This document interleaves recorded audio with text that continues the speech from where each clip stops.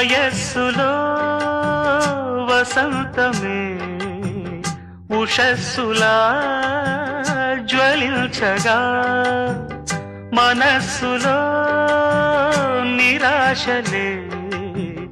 రచించలే మరీచిక పదాల నాయగా స్వరాల సంపద తరాల నా కథ క్షణాలదే కదా గతించిపోవు గాథనేనని ఆమని పాడవే హాయిగా మూగవై పోకు ఈ వేళ రాలేటి పూల రాగాలతో